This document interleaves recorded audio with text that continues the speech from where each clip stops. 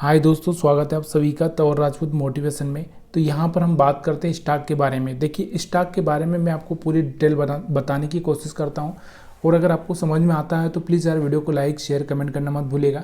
तो चलिए हम बात करते हैं आज जो न्यूज़ निकल कर आ रही है बाहर पंजाब एंड सिंध बैंक की, कि ये 2000 करोड़ रुपये जुटाने का प्लान कर रहे हैं QIP के जरिए। QIP आपको पता होना चाहिए, अगर आपको नहीं पता है तो प्लीज़ आप कमेंट करके मेरे को बता सकते हैं, ताकि मैं आपको QIP के बारे में पूरी तरह से बता पाऊँगा। यहाँ पर हम बात करते हैं इसके बारे में, तो यहाँ पर थोड़ा सा इसका जो फाइनेंशियल है, स्टॉक ने कितना एक साल में रिटर्न दिया है, वो सारी चीज़ें देखना ज़रूरी होता है। यहाँ पर अगर हम देखें, यहाँ पर आपको देखने को मिल रहा होगा पंजाब एंड सिंध बैंक। तो यहाँ पर अगर हम देखें यहाँ से, तो 5 दिन का रिटर्न देखें या फिर 1 महीने का रिटर्न देखें तो नेगेटिव ही चल रहा है। यहाँ से 1 महीने में 2.5% के आसपास का नेगेटिव, 6 महीने की अगर हम बात करें तो 6 महीने में यहाँ पर 35-36% के आसपास ही रिटर्न दिया है। और अगर हम बात करें तो यहाँ से आपको दिख रहा होगा हाईएस्ट यहाँ पर इसने 75 तक यहाँ पर जाता हुआ दिखा था, अभी 59 के आसपास आया हुआ है। उसके बाद अगर हम साल की बात करें तो यहाँ पर अगर आप साल में अगर हम देखें इसको कि एक साल में यहाँ से कितना रिटर्न दिया है इसने, तो एक साल में अगर हम बात करें तो यहाँ से आपको दिख रहा होगा 86% के आसपास यहाँ पर रिटर्न दिया है।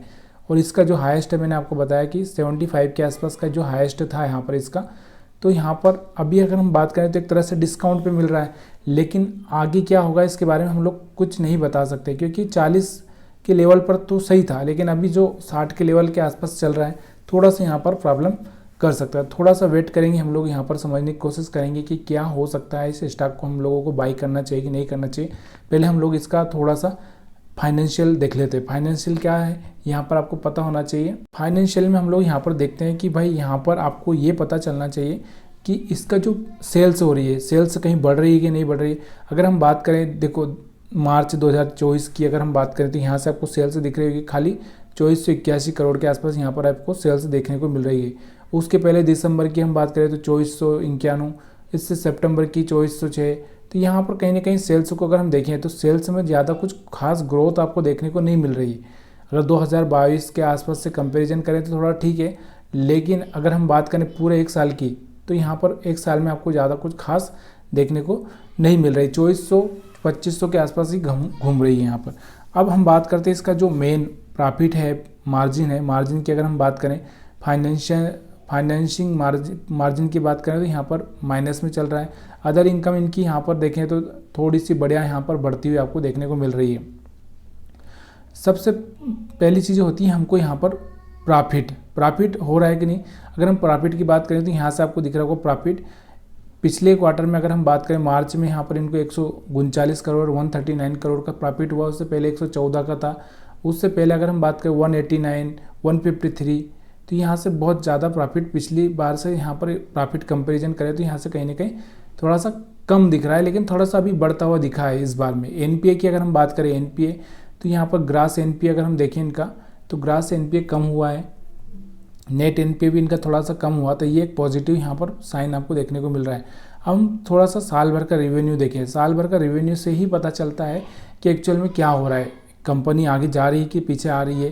तो यहाँ से आपको दिख रहा होगा कि साल भर का रेवेन्यू से अगर देखें, मार्च में कम सेलिंग हुई थी 2022 में 7000 करोड़ की, फिर मार्च 2023 में 8000, अभी यहाँ पर 10,000 करोड़ के आसपास ये पहुँच रहे हैं। मतलब एक अच्छा सा ग्रोथ यहाँ पर देखने को मिल रहा है साल के हिसाब से बात करें। और साल के हिसाब से अगर हम प्रॉफिट की बात करें तो यहाँ से आपको दिख रहा होगा साल के हिसाब से प्रॉफिट की अगर हम बात करें तो यहाँ से आपको दिख रहा होगा थोड़ा सा साल के हिसाब से यहाँ पर प्रॉफिट कम हुआ। लेकिन यहाँ पर जो प्रॉफिट कम हुआ इसका मतलब क्या है कि यहाँ पर कुछ अदर इनकम आई होगी इनके पास में, उसकी वजह से यहाँ पर आपको प्रॉफिट थोड़ा सा 828 करोड़ था। उसके बाद अदर इनकम यहाँ पर 940 करोड़ थी। और यहाँ पर इस अगले साल भी यहाँ से अच्छे से अदर इनकम जनरेट हुई है। तो यहाँ पर कहीं ना कहीं आपको दिख रहा होगा थोड़ा सा यहाँ पर कंपनी को यहाँ से एक चीज़ देखने को मिल रही है, वो एक यही चीज़ है कि यहाँ पर 19% टैक्स लगा था। और यहाँ पर आपको दिख रहा होगा, यहाँ पर सबसे ज़्यादा यहाँ पर आपको दिख रहा होगा 1620 बिफोर टैक्स, और यहाँ पर ये दिख रहा है। तो यहाँ से आपको दिख रहा होगा यहाँ से 19% टैक्स लगा था और इस बार यहाँ से 36% टैक्स लगा है। तो इनकी सेल्स बढ़ रही है, लेकिन सेल्स बढ़ने के साथ साथ कुछ इम्प्रूवमेंट भी कर रहे होंगे, इसलिए थोड़ा बहुत खर्चा होता है, आपको भी पता होना चाहिए। लेकिन कहीं ना कहीं प्रॉफिट कम हुआ है, इस साल थोड़ा प्रॉफिट कम हुआ है। तो यहाँ पर स्टॉक भी आपको थोड़ा सा 75 से लेवल से सीधे यहाँ पर 60 के लेवल पर आता हुआ दिख रहा है। मतलब थोड़ा सा यहाँ पर कम दिख रहा है। थोड़ा सा आप थोड़ा सा रुक सकते हैं, ताकि थोड़ा सा और भी अगर एक जो करेक्शन आने वाला है वो करेक्शन हो जाए, उसके बाद में यहाँ पर आप देख सकते हैं। अब हम बात करते हैं यहाँ पर कंपनी के पास में जो प्रोमोटर है, प्रोमोटर कौन है, यहाँ से जो प्रोमोटर है गवर्नमेंट है, 98.25% यहाँ पर प्रोमोटर गवर्नमेंट है। गवर्नमेंट के पास में इतना यहाँ पर आपको दिख रहा होगा। तो यहाँ से जो प्रोमोटर हैं, यहाँ से ये प्रोमोटर है। और अदर की अगर हम बात करें तो FII तो यहाँ पर कुछ है ही नहीं, DI की बात करें तो यहाँ पर भी बहुत कम है, और पब्लिक के पास तो 1% ही है। मतलब कुछ खास ज़्यादा है नहीं, मतलब हेरफेर होता ज़्यादा बहुत कम होता है, क्योंकि गवर्नमेंट ही है तो ज़्यादा हेरफेर होने का कोई चांसेस नहीं है। तो ये हम बात कर रहे थे किसके बारे में, पंजाब एंड सिंध बैंक के बारे में। अब हम बात करते हैं यहाँ पर भारत इलेक्ट्रॉनिक की। तो भारत इलेक्ट्रॉनिक्स लिमिटेड की अगर हम बात करें तो ये नवरत्न कंपनी है, PSU है। 3600 करोड़ रुपए का इनको नया ऑर्डर मिला है और एक साल में एक अच्छा सा रिटर्न भी दिया है। तो इसके बारे में हम लोग यहाँ पर बात कर रहे हैं। तो क्या है कंपनी में, क्या इन्वेस्टमेंट करना चाहिए, क्या नहीं करना चाहिए। तो यहाँ से भारत इलेक्ट्रॉनिक की बात कर रहे हैं हम लोग। तो यहाँ पर इसका रिटर्न देखेंगे, एक महीने में अगर हम रिटर्न देखें तो यहाँ पर आपको दिख रहा होगा कितना रिटर्न है यहाँ पर एक महीने में इसका, 4.5% के आसपास।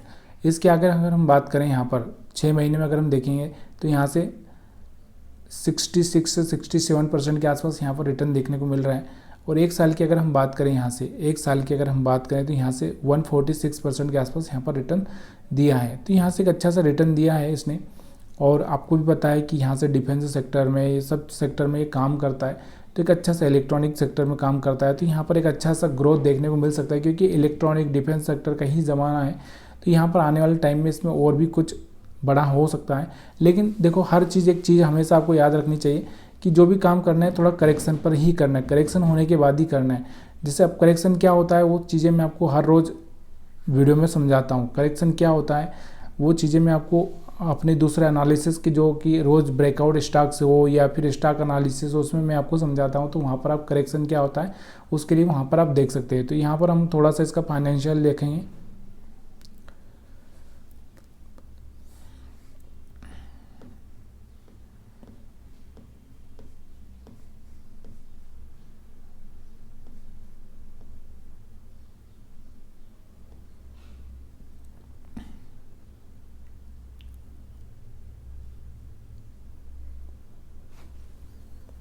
तो यहाँ पर अगर आप देखना चाहते हैं तो यहाँ पर आप देख सकते हो कि जिस दिसंबर में अगर हम देखें यहाँ पर, तो यहाँ पर दिसंबर और मार्च से कंपैरिजन करें तो देखो सितंबर, यहाँ पर अगर हम बात करें तो यहाँ पर जून, सितंबर और यहाँ पर दिसंबर की अगर 2023 की बात करें तो यहाँ पर कहीं ना कहीं यहाँ पर आपको देखने को मिल रहा होगा 4,000 करोड़ के आसपास ही यहाँ पर आपको डाउन साइड में ही देखने को मिल रही थी सेल्स।